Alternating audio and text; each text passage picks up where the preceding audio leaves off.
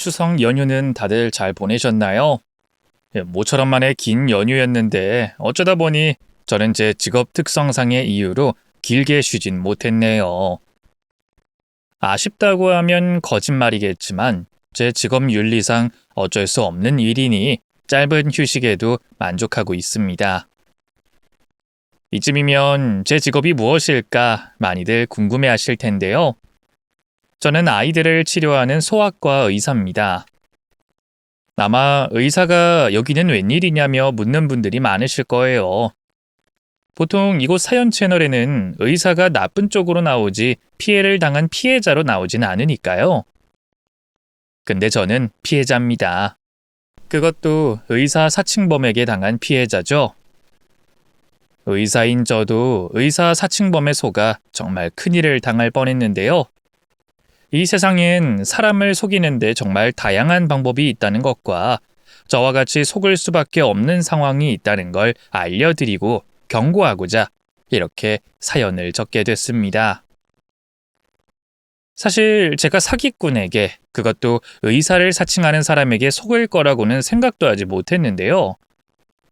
보통의 사람들보다는 이쪽과 관련된 사람과 아닌 사람을 구별할 수 있다고 자신했거든요.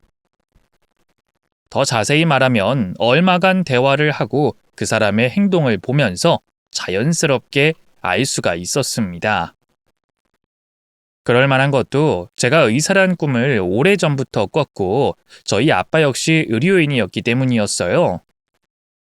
저희 아빠는 대학병원 외과 의사로 일하시면서 쉬는 날도 거의 없이 환자를 위해서 사셨던 분이셨습니다. 어렸을 적에는 그런 아빠가 존경스럽기보다는 서운하고 미웠어요. 그러다 제가 자라면서 저희 아빠가 하는 일이 얼마나 보람된 일인지 알게 되면서 존경하게 됐죠. 그래서 저도 아빠처럼 의사가 되는 게 꿈이었고 이렇게 꿈을 이루게 됐습니다.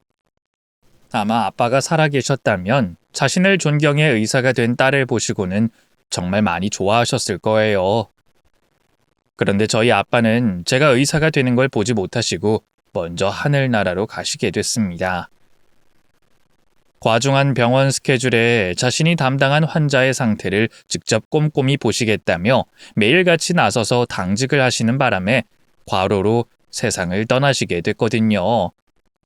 그래서 저는 아빠가 돌아가신 뒤로 더 의사가 되기를 희망했습니다. 아빠가 환자에게 가졌던 뜻을 이어가고자 말이죠. 그런데 이 사람 성향과 적성이라는 게 있다 보니 아빠와 같은 외과 전문의는 되지 못했어요. 제가 조금 심약한 성격이거든요. 그래서 아빠의 뜻을 이어가면서도 제 적성에 맞는 과를 찾게 된 게 소아청소년과였죠. 물론 소아과도 가볍게 봐서는 안 되는 과입니다. 아직 성장을 마치지 않은 어린 아이들을 상대하다 보니 공부할 것도 더 많고 조심해야 할 것도 더 많죠. 또 어린 아이들을 상대로 진료한다는 게 쉬울 것처럼 보이지만 성인들을 상대하는 것보다 더 힘들 때가 많습니다. 작고 연약한 몸을 가진 아이들이 아프다며 눈물을 보일 땐 가슴이 찢어지게 아프죠. 그래서 더 마음이 가고 신경을 쓸 수밖에 없었어요. 그때 아빠의 마음을 10분 이해하게 됐죠. 누가 가지 말라고 잡는 것도 아닌데 입원해 있는 아이의 상태가 신경 쓰여 병원에 이 핑계 저 핑계 대고 남게 되더라고요. 그렇게 저희 아빠가 했던 것처럼 병원에서 제가 맡은 바를 담당했던 아이들을 돌보며 치열하게 살아왔던 저는 30 중반이 돼 대학병원을 나와 소아과를 개원하게 됐습니다. 이후 나이 드신 엄마를 돌보는 일과 제 병원 일에 매달려 지내게 됐죠.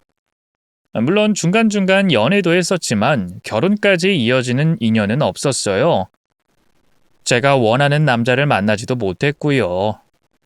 그래서 40이 다 돼가고 있었을 무렵에는 결혼과 연애에 크게 관심을 가지지 않고 엄마와 병원 일에 신경을 썼습니다. 그러다 체력을 기르기 위해 시작한 운동을 하다 그 사람을 만나게 됐어요.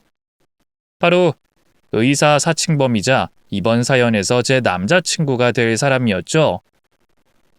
같이 운동하던 사람이 같은 의사라며 소개해준 남자친구는 자신을 외과 의사 전문이라고 소개했습니다. 처음엔 직업을 크게 신경 쓰지 않았어요.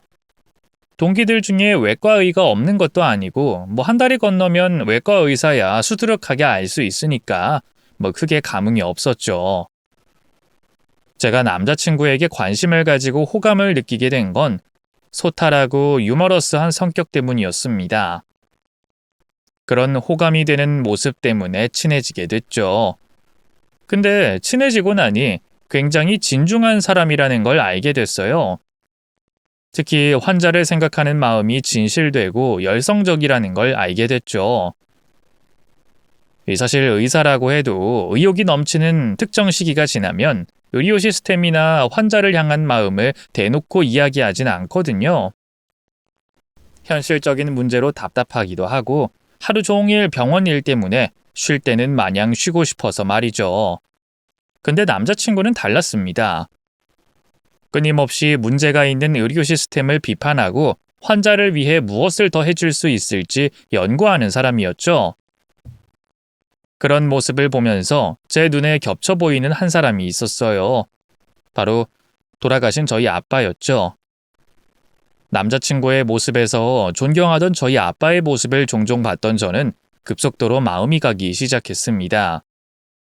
성격도 좋은데 제가 존경하던 아빠와 비슷했고 저와 비슷하게 돈에 집착하지 않는 사람이라는 걸 알게 되니 제가 좋아하지 않을 수가 없었죠. 그래서 남자친구에게 제가 먼저 고백을 했고 우리는 사귀게 됐어요. 남자친구와 정식으로 연인이 된 이후 개인적으로는 기대하는 바가 굉장히 많았습니다. 연애 자체를 한다는데 많은 기대를 한 것도 있었지만 아무래도 남자친구와 같은 직업을 가지고 있다 보니 서로의 고충이나 고민을 이야기하고 이해해주는 상황이 많을 거라고 생각해서 큰 기대를 했었죠. 전문은 서로 다르다고 해도 환자들을 대하고 병원 일을 하면서 느끼는 감정들은 비슷비슷할 테니 말이에요. 서로 의지하고 위로하면서 정신적으로 많은 도움을 주고받을 수 있겠다고 생각했습니다. 그런데 남자친구는 연애를 하기 전까지만 해도 자주 언급했던 병원과 환자 이야기를 연애 후에는 피하려고 했어요. 맞다. 그 예전에 TKA 오프 건으로 걱정하던 환자분 어떻게 됐어? 그때 오프가 꽤 딜레이 됐다고 이래저래 많이 힘들어했잖아. 또 경과도 지켜봐야 하는 케이스라 그때 신경 많이 쓰는 것 같던데. 지금쯤이면 어느 정도 경과가 보이지 않나? 그분 어때? TKA? 그 무릎 수술한 환자분? 좋아. 아직도 팔로우업 해야 하지만 롬도 정상 범위로 나오고 있고 페인도 덜 호소하시고. 그래? 그럼 정말 다행이다. 다른 환자들도 그랬지만 그분은 오빠가 유독 신경 쓰길래 나도 신경 많이 쓰였거든. 나야 수술까지는 하지 않아도 아이들 진료 보면서 그런 감정들 느끼거든. 꼭 그런 환자들이 있긴 있어. 같은 상태인 여러 환자들이 여럿 있어도 유독 신경 더 쓰이는 그런 환자들. 그런 상황에 수술까지 예상 시간보다 더 걸렸으니 엄청나게 마음고생했을 거야. 그렇지. 매번 하는 일인데 더 고생할 게 있나? 아마 그때 피곤해서 더 그렇게 말했을 거야. 근데 하늘아, 우리 둘만 있을 땐 일 얘기 안 하면 안 될까? 솔직히 하루 종일 환자의 수술에 시달릴 거 다 시달리다가 만나는 건데 너랑 있을 때만이라도 마음 편히 있고 싶거든. 우리 데이트하고 집으로 들어가면 또 일 생각해야 하잖아. 공부도 해야 되고. 그러니까 둘만 있을 땐 일 이야기 하지 말자. 그냥 데이트만 즐기자. 미안. 난 오빠가 예전에도 일 얘기를 자주 하길래 그냥 생각나서 했던 말인데. 그래, 그럼 우리 이야기만 하자. 전과 다른 남자친구의 반응이 낯설긴 했지만 연애 전과 후라서 다를 수 있다고 생각했어요. 같이 있는 시간이라고 해도 연애 전과 후가 내포하는 의미는 다를 테니 말이죠. 연애 전에는 서로 자신이 어떤 사람인지 보여주는 개인적인 시간이라고 한다면 연애 후에는 두 사람이 기억할 행복한 추억을 함께 만들어가는 시간이라고 생각했습니다. 그래서 남자친구의 전과 다른 모습에도 크게 당황하지 않고 데이트를 즐기게 됐죠. 의식적으로 더 병원과 관련된 이야기는 하지 않으려고 했어요. 대화를 나눌 때도 의학적인 용어에서 일반적인 단어로 바꿔서 말했죠. 그래야 실수라도 일 관련된 말이 튀어나오지 않을 것 같았거든요. 근데 제 노력이 허무할 정도로 남자친구는 먼저 일 얘기를 꺼내곤 했어요. 하지만 전처럼 환자에 대한 얘기가 아니었죠. 대부분이 자신이 근무하고 있던 병원 관계자들에 대한 불만이었습니다. 진짜 우리 병원 의사 새끼들은 다 쓰레기 새끼들이야. 히포크라테스 선서 외고 환자의 이익을 최우선으로 하겠다고 직접 뱉은 것들이 오로지 자기들 이익밖에 모른다니까? 얼마나 가식적인 놈들인지 알아? 왜 그래 갑자기? 무슨 일 있었어? 갑자기 무슨 일이 있어서 이러는 게 아니라 매번 이런 일들이 있었어. 오늘은 갑자기 자기 수술 스케줄 하나 더 있다면서 수술 직전에 날 불러서는 나보고 자기 대신 수술방에 들어가라는 거 있지? 완전 미친놈 아니야? 아니 환자와의 약속은 어디다가 내팽개치고 나한테 수술방에 가라고 해. 그 환자는 내가 아니라 자기 담당이한테 수술 받았다고 생각할 거 아니야.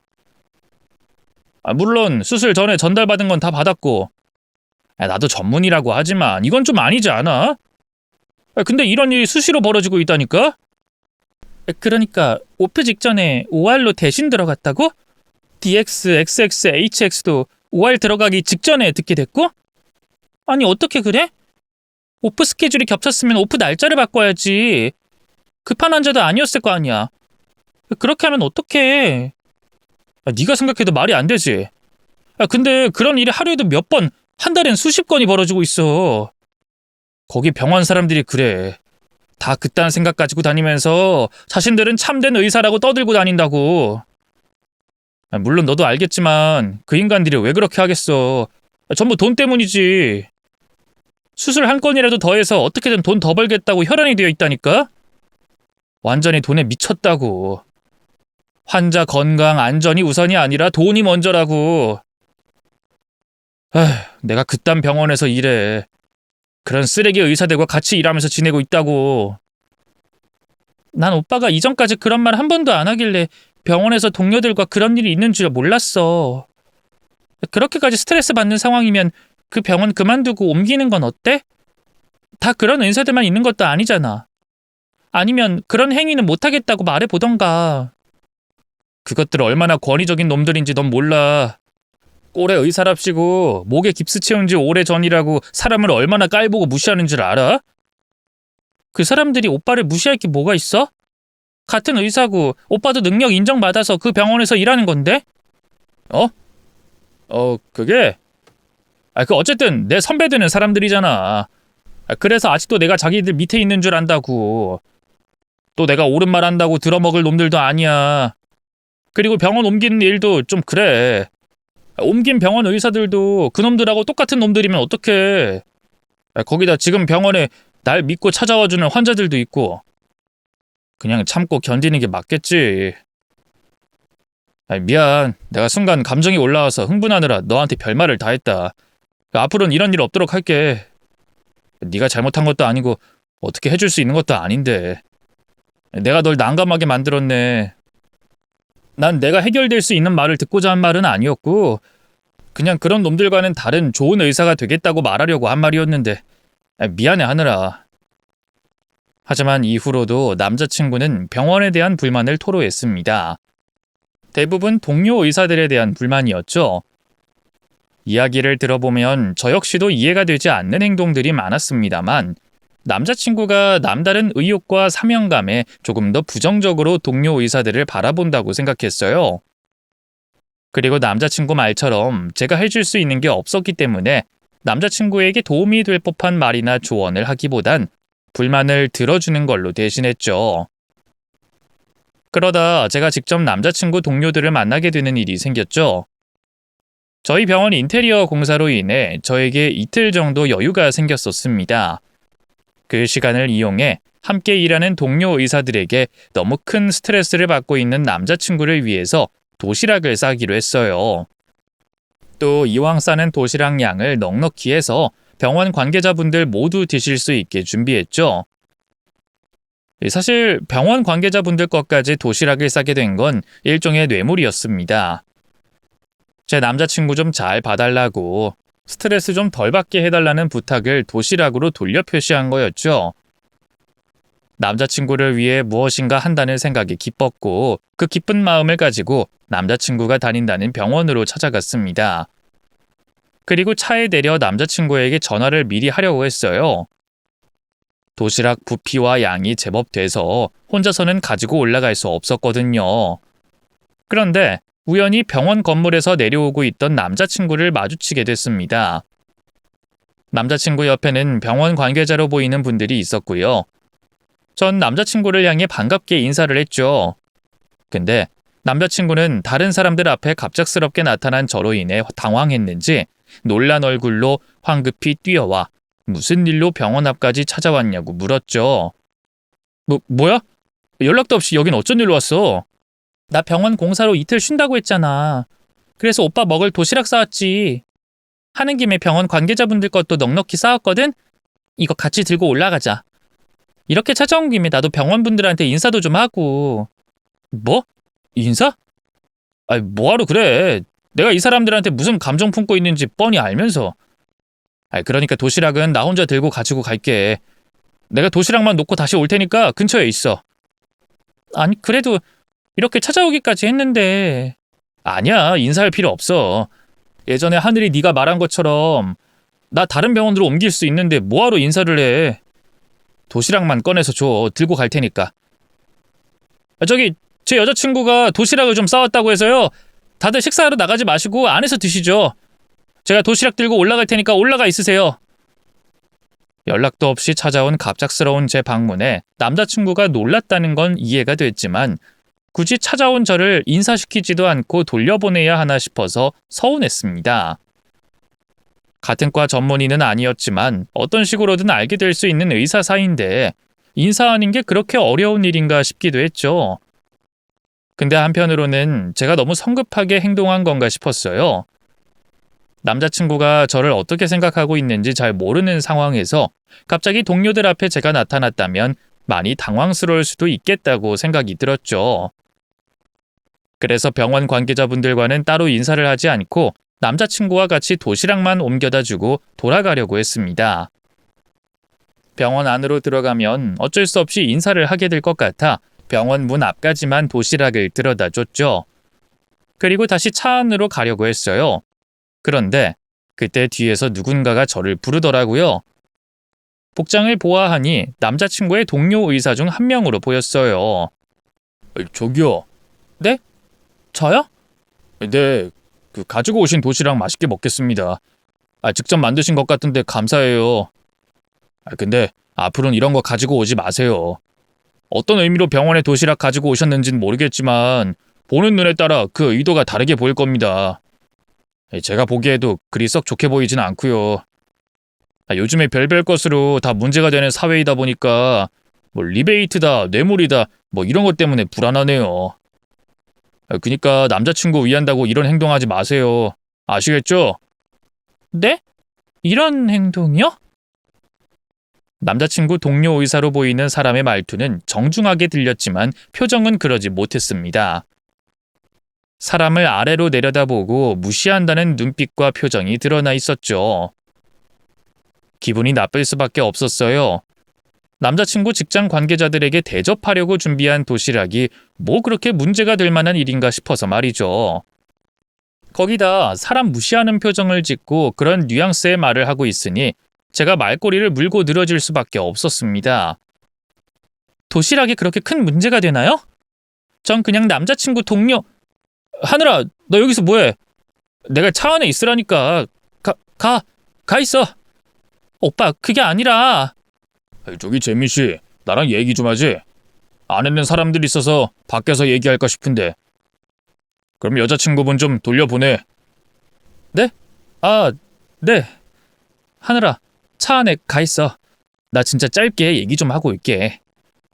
난감해하는 표정의 남자친구를 보면서 제가 더 나서면 안 되겠다고 생각이 들었습니다. 일만 커질 것 같더라고요. 그래서 할 말은 많았지만 그대로 돌아서서 엘리베이터 버튼을 눌렀죠. 그러다 잠시 올라오지 않는 엘리베이터를 기다리는 동안 남자친구와 그 의사 사이에 무슨 일이 있는지 훔쳐보게 됐어요. 거리가 멀어 두 사람이 무슨 말을 하고 있는지는 알 수 없었지만 한눈에 봐도 분위기가 좋지 않았습니다. 삐딱하게 선 동료 의사와 얼어붙은 듯 서 있는 남자친구의 자세를 보면 알 수가 있었죠. 그제서야 남자친구가 했던 말들이 과장된 말이 아니라는 걸 알게 됐어요. 대형 병원에서야 인턴과 레지던트 때, 그러니까 펠로우 전문의가 되기 전까진 혼나고 깨지는 일이 흔하디 흔한 일이죠. 펠로우가 되고 나서도 상황에 따라 선배들에게 혼이 나니까요. 근데 개인 병원에서까지 이런 일이 있다는 건 들어보지도 못한 일이었습니다. 더군다나 환자와 관련된 일이 아니잖아요. 그냥 도시락과 관련된 일이었잖아요. 그래서 정말 지독하고 못된 동료 의사를 만났다고 생각했습니다. 남자친구를 차 안에서 기다리며 남자친구가 이제까지 얼마나 힘들었을까 그 심경을 10분 이해하고 있었죠. 그리고 남자친구가 동료 의사와 대화를 마치고 차 안으로 왔을 때 남자친구에게 미안해하며 이전에 했었던 말들에 대해서 동조를 해줬습니다. 하늘아, 그러니까 아까 내가 왜 그랬냐면 진짜 이상한 사람이다. 저 사람 말고도 다들 그렇다는 거지? 다들 저렇게 하나같이 싸가지 없고 못됐다는 거지? 나 솔직히 오빠가 나한테 해줬던 말들 다 믿지 않았거든? 오빠가 의사로서 남다른 가짐과 뜻이 있으니까 평범한 사람들을 부정적으로 본다고 생각했어. 근데 오늘 내가 직접 겪어보니까 그동안 한 말들이 전부 사실이라는 걸 알겠다. 저 사람 평소 환자들 진료 볼 때도 저렇지? OS 볼 때 환자 말 다 무시하고 지 할 말만 한다는 그런 놈이 저 놈이지? 맞아. 하늘이 너도 만나보니까 내가 무슨 말하는지 알겠지? 저놈 진짜 지독한 놈이야. 저런 놈이 의사라고 병원 개원해서 돈 벌고 있다니까? 수술도 제대로 하지 않는 게... 내가 너 충격받을까봐 말 못했던 일들이 엄청 많았는데 너도 이제 저놈들이 어떤 놈들인지 알게 됐으니까 내가 전부 다 말해줄게. 쟤들이 어떤 짓을 저지르고 있었는지 다 알려주겠다고. 남자친구는 그동안 쌓여온 서름이 한꺼번에 터지는 것처럼 제게 동료 의사들과 있었던 일들에 대해서 말하기 시작했습니다. 이전에 제게 말했던 내용들과 비슷비슷한 일들이긴 했지만 그 횟수나 수위가 더 높았어요. 수술해야 하는 상황에 술을 먹고 잔뜩 취해 집도할 수 없다며 남자친구를 불러 대신 수술하게 지시했다는 일이나 수술하다 가족들 약속에 늦었다며 대신 맡긴 일도 있었다고 말했죠. 그 외에도 기상천외한 일들이 정말 많았어요. 얘기만 들어보면 동료 의사들은 진료만 보고 수술은 남자친구가 다 하는 것처럼 들릴 정도였죠. 낮과 밤, 주중과 주말도 없었습니다. 그 말을 들으면서 제 속이 터져갔어요. 남자친구만 환자를 위한 마음에 몸과 마음이 갈려간다는 생각이 들었죠. 이렇게는 안 되겠더라고요. 그래서 남자친구에게 하루빨리 개원하는 게 좋지 않겠냐고 말했습니다. 오빠, 내가 전에 말했던 거 생각나? 병원 옮기거나 터놓고 말해보라고 한 거. 근데 내가 직접 저런 의사가 있다는 걸 겪어보니까 소용없다는 오빠 대답이 이해가 되네. 그래서 말인데 내 생각엔 오빠가 개원하는 게 가장 좋을 것 같아. 오빠 동기나 선후배들 중에 뜻맞는 사람 있을 거 아니야. 그런 사람들하고 병원 개원하는 게 낫지. 돈이 문제가 아니라 이건 오빠가 잘못될 수도 있는 일이잖아. 이렇게 일하면 과로로 쓰러진다니까? 우리 아빠도 과로였다고 말했잖아. 그냥 병원 개원해. 그게 나아. 그게 나도 그러고 싶지. 근데 개원하는 건 돈이 한두 푼 드는 게 아니잖아. 같이 할 의사를 찾아도 내가 어느 정도 돈은 있어야 하는데. 돈? 지금 병원에서 돈도 안 줘? 그런 거야? 아니, 그런 건 아닌데. 내가 여기저기 돈 쓰고 있어서 돈이 많지가 않아. 상황이 어려운 사람들 수술비도 지원하고 또 우리 부모님 빚이 좀 있어서 그거 갚는다고 개원할 상황이 아니야. 그럼 그 돈 내가 해줄게. 그럼 되는 거지? 그럼 당장 이 이상한 의사들이 있는 병원 그만둘 수 있는 거지? 아니 하늘이 네가? 아니야, 뭐 그렇게까지 해주지 않아도 돼. 나도 이제 조금씩 모아가면 되니까. 아니, 또 당장 그만둘 순 없잖아. 내 환자들도 있는데. 그리고 같이 개원할 사람 찾는데도 시간이 좀 걸릴 것 같고. 자금 관련해서는 내가 필요하면 그때 부탁할게. 그러니까 너무 신경 안 써도 돼. 고마워하느라. 날 이해해주고 내 편을 들어줘서. 이후 남자친구는 병원 일과 개원 관련해서 더 바빠졌습니다. 그렇게 우리는 1년 정도 더 연애를 하게 됐죠. 그러다 남자친구가 드디어 준비가 다 됐다고 했습니다. 이제 본격적으로 병원을 개원할 준비를 하겠다고 했죠.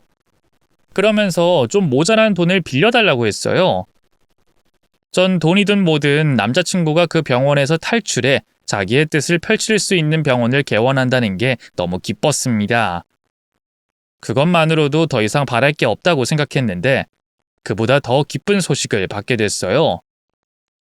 남자친구의 본격적인 개원 준비를 축하하러 떠난 여행지에서 프로포즈를 받게 됐거든요.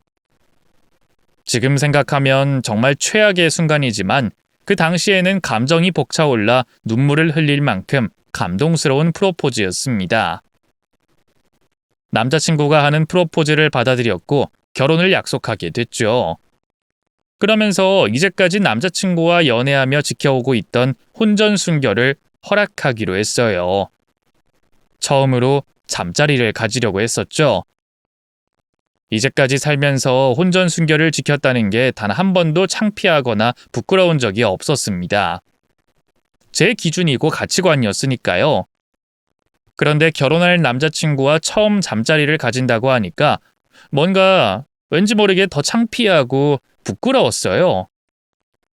뭐든 어색하고 자연스럽지 못할 저를 생각하니 말이죠. 그래서 숙박업소에 가는 데까지도 한참이 걸렸습니다. 그동안 남자친구와 여행을 다니면서 여러 숙박업소를 다녔는데도 불구하고 잠자리를 가지게 된다고 하니 괜히 딴짓하면서 걸음을 늦추게 됐어요. 숙박업소에 들어와서도 마찬가지였죠. 부끄럽고 어색해 괜히 딴청을 피우기 시작했습니다. 좀 출출하지 않아? 우리 치킨이라도 시킬까? 배고파서 그래? 배는 그렇게 고프지 않은데 혹시 나중에 고플까봐. 여기 여행지라 다 일찍 문 닫는다고 하잖아.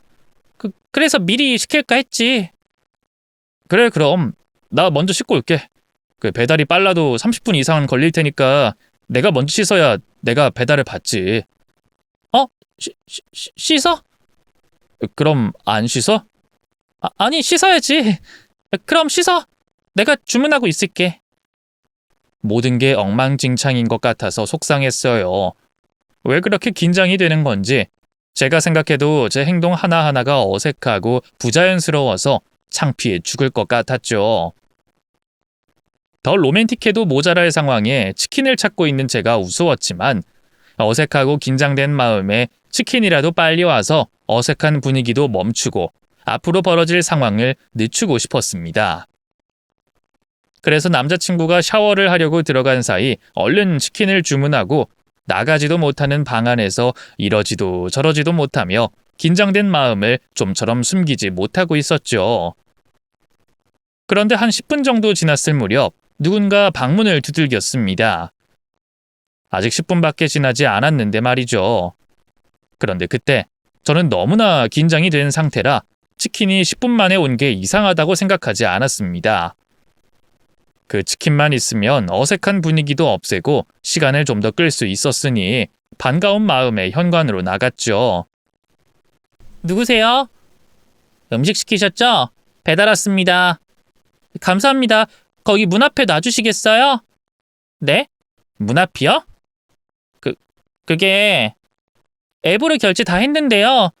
문제 있으시면 가게로 한번 전화해 보세요. 제 쪽에서는 이상이 없다고 나오는데. 네, 알겠습니다. 그럼 문 앞에 둘게요. 네, 감사합니다. 시간을 끌 수 있는 치킨이 왔다는 생각에 들떴던 저는 이상한 점을 하나도 못 느끼고 있었습니다. 얼른 치킨을 방 안으로 들여다 놔야 한다는 생각에 배달원이 치킨을 놓고 사라지길 기다리고 있었죠. 그리고 1분 정도 지났을 때 문을 열었습니다. 그런데 있어야 할 치킨이 없더라고요. 그래서 문을 조금 더 열고 문 뒤쪽을 확인해 봤는데 웬 여자가 한 명 서 있었습니다. 누군지 어떤 이유에서 문 앞에 서 있는지 모르겠지만 여자의 등장에 깜짝 놀란 저는 황급히 문을 닫으려고 했죠. 그때 여자의 손과 발이 쑥 들어오더니 제가 문 닫는 걸 제지했어요. 그리고 말릴 새도 없이 현관으로 들어왔죠. 현관으로 들어온 여잔 대체 무슨 일이냐며 묻는 제 말에 대답을 하지 않았고 현관문을 잠근 다음 나머지 잠근 장치도 걸어 채웠습니다. 왜 이러세요? 왜 남의 방에 마음대로 들어오세요? 얼른 나가세요. 아니면 경찰에 신고할 거예요? 신고요? 그 신고 제가 하고 싶네요. 지금 제가 이대로 나가면 그쪽 인생 망가지는 거예요. 오히려 제가 지금이라도 찾아온 걸 다행이라고 생각해야 된다고요. 그나저나 이 새끼는 뭐 한다고 나와보지도 않아? 네? 지금 무슨 말씀하시는 거예요? 저기요, 들어가시면 안 되죠. 어딜 들어가세요? 적반하장의 태도로 나온 여자는 제 만류에도 아랑곳하지 않고 중문을 열고 현관에서 방 안으로 들어갔습니다. 그러더니 여자 입에서 놀라운 소리가 나오기 시작했어요. 바로 제 남자친구의 이름을 부르기 시작한 거죠. 야, 강재민! 너 이 새끼 어딨어? 어디 숨었어? 얼른 안 나와? 저기요, 이러면 진짜 경찰에 신고합니다. 하면 그쪽이 후회한다니까요. 내가 누구냐면 뭐야? 왜 이렇게 시끄러워? 하늘아, 배달하는 사람이랑 싸워? 뭔 일 있어? 너 이 새끼 화장실에 있었구나? 이 미친 새끼. 이번에 또 이 지랄을 해? 너 이번엔 나한테 거짓말 못하겠다. 이렇게 현장에서 붙잡혔는데? 네가 더 할 말이 있겠어? 일로 와. 이 정신 나간 놈아! 내가 용서해줬더니 또 이 짓거리 하고 있어? 아우, 이 망할 놈의 새끼. 내가 등신이지. 이런 놈 말을 믿은 내가 등신이라고! 지금 생각해보면 여자가 그 말을 했을 때 모든 상황과 관계를 알아차려야 하는 게 당연했습니다. 흔히 안 봐도 비디오, 삼천리라고 하죠. 근데 그 당시에 저는 너무 갑작스러워서 상상도 못하고 있었던 상황이라서 어안이 벙벙한 상태로 있었습니다. 여잔 계속해서 남자친구를 쏘아붙이고 때렸고 남자친구는 당황한 모습으로 저에게 변명을 하고 있었죠. 이 미친놈아, 네가 인간이냐? 네 입으로 말해봐. 네가 이러고도 인간이냐고? 인간 말종 새끼. 네가 그러고도 인간이냐고? 이 여잔 또 어떻게 꼬셨어? 뭐라고 거짓말해서 꼬셨냐고? 왜 여기서 이래? 나가! 나가라고! 당신 여기가 어디라고 찾아와? 하늘아, 오해하지 마. 이 여자 완전히 미친 여자야. 나랑 잠깐 만났던 여잔데 날 스토킹하면서 가끔 가다 이렇게 정신병자처럼 굴어. 내가 밖에 나가서 정리하고 올 테니까 놀란 마음 진정시키고 있어. 야, 나가서 이야기해. 왜 여기서 이러냐고? 당장 나와! 뭐? 잠깐 만나던 사람? 이번엔 제대로 대어를 낚았는가 보지? 그래서 네 마누라는 잠깐 만난 여자로 너 같은 놈을 스토킹하는 미친 여자로 만드냐? 야, 나야말로 너랑 끝내고 싶어. 나야말로 너랑 관련 없기를 바라는 사람이라고. 어떤 미친년이 지 남편 바람 피우는 거 잡으러 다니고 싶겠냐? 그것도 한두 번도 아닌 놈을. 저기요, 나 이 미친놈 아내 되는 사람이에요. 이 인간 저랑 결혼한 지 10년 다 돼가는 사이라고요. 그쪽 속고 있는 거예요. 이 인간이 이번엔 자기를 어떻게 포장했는지 모르겠지만 뭐라고 했든 간에 다 거짓말이라고요. 이 새끼 이거 아주 상습범이에요. 이전에도 이런 짓 여러 번 했다니까요. 뭐라고요? 안 해요? 그럼 이 사람 유부남이라고요? 아니 어떻게 그럴 수가... 그럼 이 사람은 의사도 아니에요? 이번에도 의사라고 했구나? 야, 넌 그럴 거면 진짜 의사라도 되지 그랬냐? 맨날 집에 들어와서 그렇게 의사 욕하면서 거짓말할 때는 의사를 그렇게도 찾아요. 열등감이냐? 부러워서 그래? 이 새끼 의사 아니에요. 얘 머리에 어떻게 의사를 하겠어요. 근데 뭐 되게 많이 알죠? 진짜 의사처럼. 전문 용어들도 진짜 의사들처럼 말할 거고 병원도 들락날락 할 거고 또 수술실 앞에서 수술복 입고 있는 사진 보여주기도 했죠? 네, 그걸 다 어떻게... 얘 레파토리예요. 만나는 여자가 열이면 한 6명한테는 의사라고 하는데 그럼 맨날 하는 게 똑같아요. 방금 제가 한 말들, 그쪽이 겪었던 일들 그대로 한다고요. 그럼 여기서 이 인간이 왜 그렇게 잘 알고 있을까? 어떻게 병원도 잘 들락날락할까 궁금하시죠? 그게 왜 그런가 하면 이 인간이 병원 의료기기 영업사원이거든요. 병원에서 사용하는 기계들 아시죠? 그거 영업하고 다니는 놈이에요. 그래서 병원 관련된 건 뭐든 잘 알아요. 영업한다고 의사들 별별 뒤처리해주고 심부름도 하고 있으니 왜 그 서당계 3년이면 풍어를 읊는다고 하죠? 그런 셈인 거예요, 이놈. 망치로 머리를 한 대 맞은 것만 같더라고요.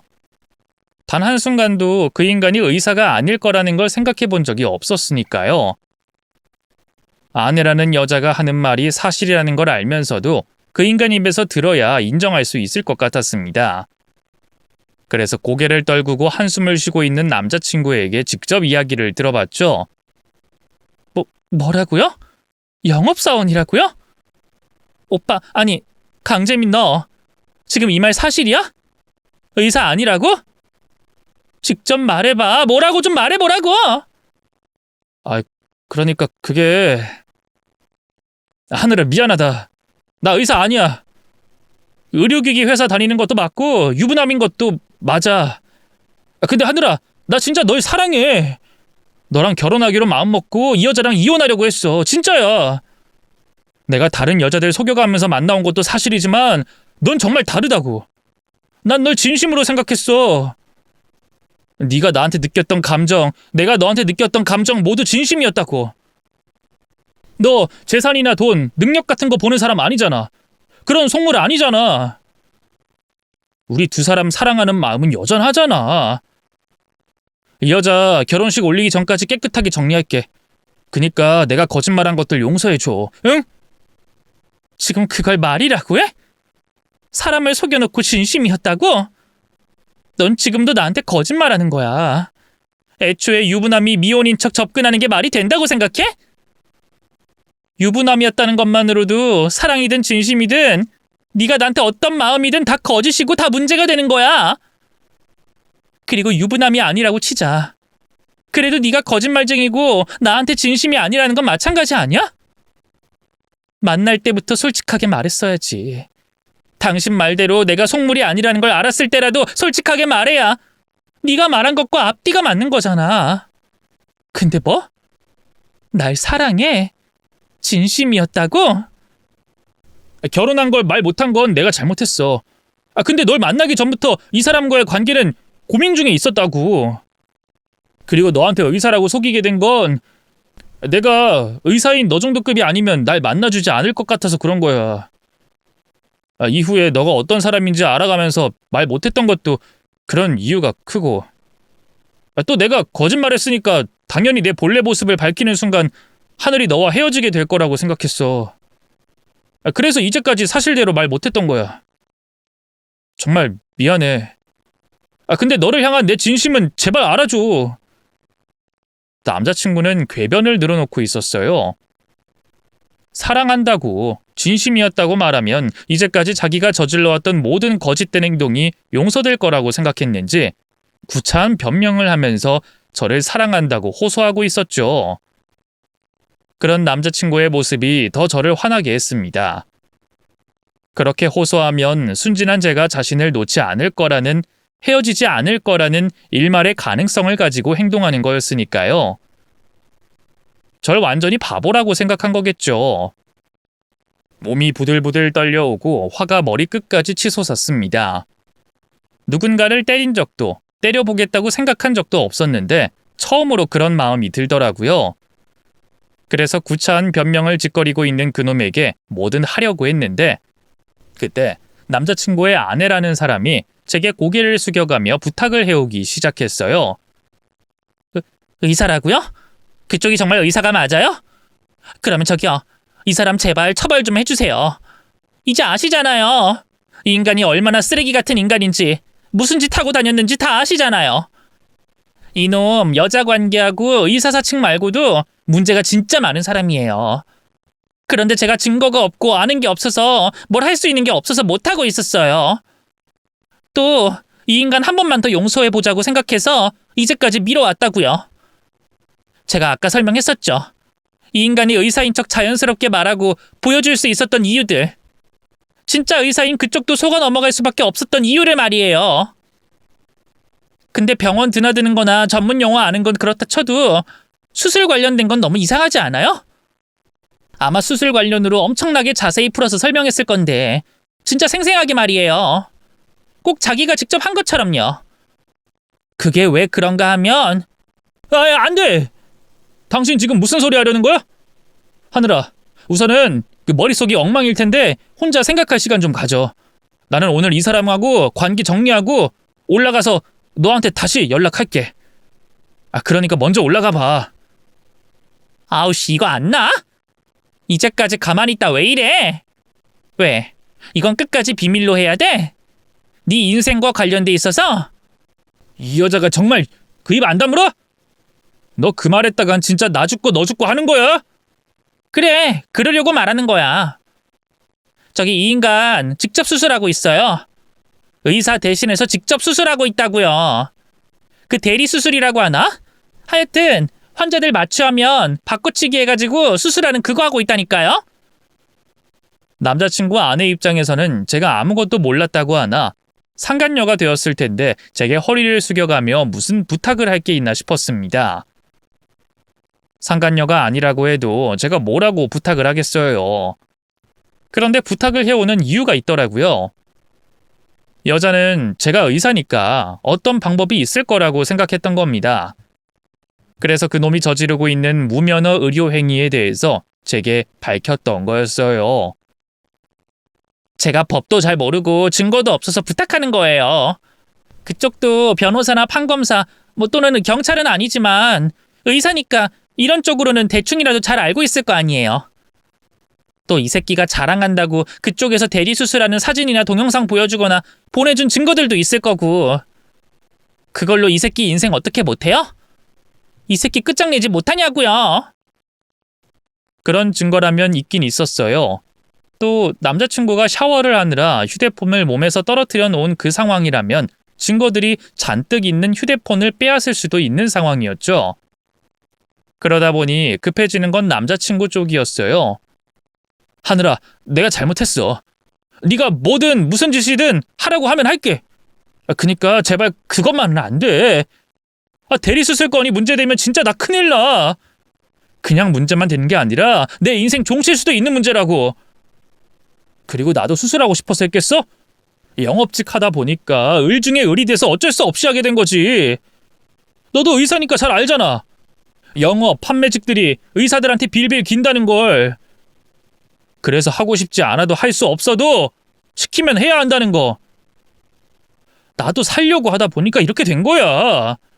의사들이 접대로는 만족 못하니까 내가 제품 홍보도 할 겸 판매처도 뚫을 겸 하게 된 거라고.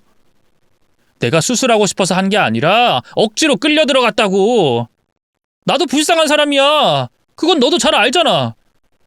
내가 그놈들한테 얼마나 악감정이 있는지 나랑 만나오면서 듣고 봐서 잘 알잖아. 그래서 내가 너한테 의사인 척 속일 때도 그렇게 의사들 욕을 했던 거잖아. 그러니까 제발 이건 건들지 말아줘. 조금 전부터 지금까지 듣던 말 중에 가장 듣기 좋은 말이네. 당신 인생이 종칠 수도 있다고 하니까 내가 더 하고 싶어져. 나 당신 무면허 의료수술 행위로 신고할 거야. 그리고 내 돈 가져간 거에 대해서도 사기죄로 신고할 거고. 하늘아, 그 돈 나한테 쓴 거 아니야. 그 돈도 그놈들 입으로 다 들어갔다니까? 접대하느라 돈이 좀 모자라서 그랬어. 내가 이 여자랑 정리하고 너한테 돌아가면 내가 가진 돈들 전부 다 줄게. 제발 이러지 마. 너도 나 사랑하잖아. 우리 결혼까지 약속했잖아. 나 너한테 진심이었다니까? 다른 여자들은 돈이든 몸이든 뭐라도 바라는 게 있었는데 너한테는 없었어. 정말 널 사랑했다고. 아직도 정신 못 차렸네. 누가 너 받아주기라도 한다고 해? 그리고 이번 일로 재판받을 네가 나한테 돌아올 때쯤이면 시간이 흘러도 너무 흘러있지 않을까? 꿈 같은 소리 집어치우고 앞으로 인생 종쳐질 거라는 네 인생이나 어떻게 흘러가는지 지켜봐. 쓰레기 같은 새끼. 그러고 제 짐을 챙겨 나오는데 정말 다행이라는 생각이 들었습니다. 물론 1년 반이라는 시간 동안 저놈에게 속아 넘어간 시간이 아까웠지만 정말 최악의 순간은 겪지 않았어도 됐으니까요. 집으로 돌아온 저는 마음을 진정시키려고 노력했고 날이 밝자마자 제 대부가 되는 아저씨께 찾아갔습니다. 제 대부는 아빠의 오랜 친구분이었는데요. 아빠와 같이 외과 전문의로 일해오신 분이셨습니다. 당시에는 협회와 의사들 사이에서 제법 영향력이 있는 분이셨고요. 저 혼자 이번 대리수술권을 건드렸다고 흐지부지 일이 끝나게 될까봐 아저씨에게 제가 겪은 이야기도 하고 앞으로 어떻게 해야 할지 조언을 듣기 위해서 찾아갔던 거죠. 아저씨께서는 제 이야기를 들으시곤 아주 놀라셨고 절 걱정해 주셨습니다. 그리고 이번 일에 대해서 도움을 주시겠다고 약속해 주셨죠. 덕분에 아저씨의 도움을 받으며 저는 남자친구를 경찰에 신고했어요. 제가 할 수 있는 건 사귀죄뿐이었고 대리수술 관련해서는 아저씨의 도움을 받아 피해 환자분들을 만나 뵙고 신고를 유도하게 됐습니다. 신고 즉시 그 일은 걷잡을 수 없이 커지게 됐어요. 대리수술을 집도했던 그놈은 물론이고 수술을 지시한 의사들도 줄줄 경찰서에서 수사를 받게 됐죠. 일이 커지게 되면서 그놈 입장에서는 문제가 되는 건 대리수술건만이 아니었습니다.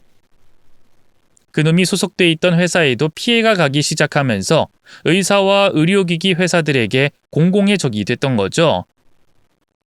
아마 그놈은 상황이 이렇게 돌아가게 될 거라는 걸 미리 예상하고 있던 모양입니다. 당연히 그놈 회사 측에서는 자신들과 무관한 일이라며 선을 그었고 그놈은 업계의 생매장이 돼버렸죠. 물론 그 전에 무면허 의료행위로 징역을 살게 됐고요. 또 대리수술을 받게 된 피해자들에게도 민사소송을 당하며 징역을 다 살고 나와도 걱정인 상황이 됐습니다. 저도 그 인간에게 아직 받을 돈이 남아 있고요. 어쨌든 제가 할 수 있는 상황에서는 최대한 혼내주게 됐어요. 이후 저도 방황을 하긴 했습니다만 그런 놈 때문에 흔들리는 제가 싫어서 이 악물고 빨리 정신을 차렸어요. 그리고 운명의 상대를 드디어 만나게 됐죠. 이번엔 그런 사기꾼이 아닌 게 확실해요. 결혼하고 이제까지 살면서 수상한 점 없는 걸 보면 말이죠. 농담이었고요. 제 운명의 상대는 그놈 문제에 대해서 법적 자문을 하다가 만나게 된 변호사입니다. 아무래도 변호사와 의뢰인으로 만나다 보니 부끄러울 수도 있는 제 이야기를 다 하게 돼서 힘든 시기 편하게 대할 수 있는 유일한 사람이었어요. 또 남편이 그 당시 저에게 위로를 많이 해줬고요. 그 인연이 계속 이어져 연애를 하게 됐고 이렇게 결혼까지 하게 됐네요.